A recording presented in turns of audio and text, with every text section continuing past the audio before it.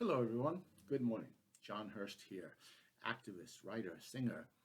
Today I'm wearing the hat of the activist because during this chaos and crazy time, a lot of people may not have been aware that President Trump's legal team went before the Supreme Court and argued that he should have absolute immunity from any subpoenas. The state of New York is attempting to subpoena his tax records. And he's claiming that he is so important that he should be above the law and that any sitting president should not have to comply with any subpoenas whatsoever. His lawyer literally stated that the president of the United States was not an ordinary citizen, which is true, but that because he was not an ordinary citizen, was literally above the law, and that no law could be applied to him because, in essence, he was a president and presidents are above the law. Now, I'm just posting this video because I myself was under the impression that our founding fathers left their native shores in Europe in order to get away from kings who presided over their subjects with dictatorial powers. President Trump is essentially attempting to do what other ideologues and fascists have done before in previous years. Hitler got himself elected or put in the position of Supreme Chancellor. El Duce, of course, Mussolini was in effect a dictator as well. And both individuals, in essence, put themselves above the law. And in the case of Hitler, of course, made sure that laws were passed which validated his absurd position.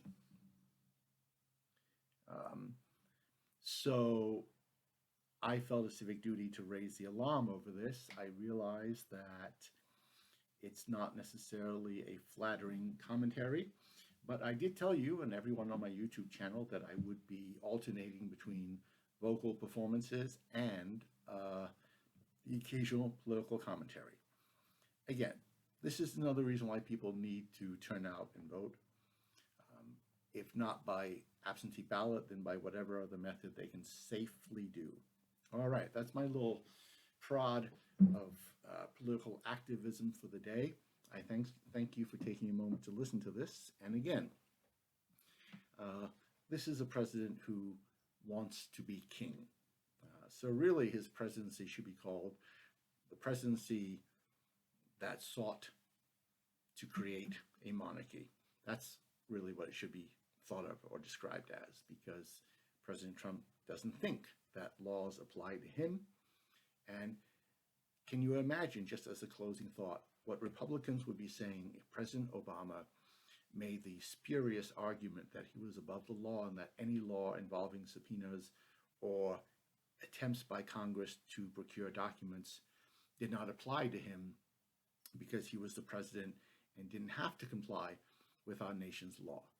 Well, that's a sobering thought, because we all know what Republicans would have said and done had Obama even thought of applying the same kind of strategies that President Trump has applied. They would have been outraged.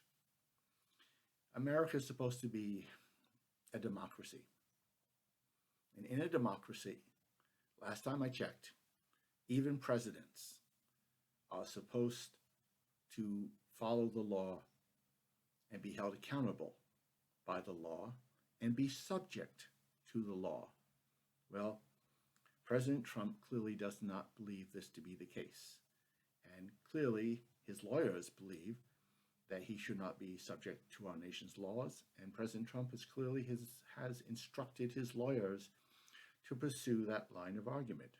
So just another example of why, come 2020, we need absentee balloting and voting so that people who might have difficulty getting to the polls can vote.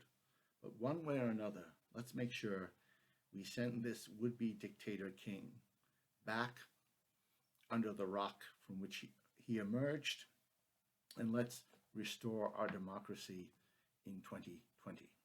My thanks for taking your time to listen to this.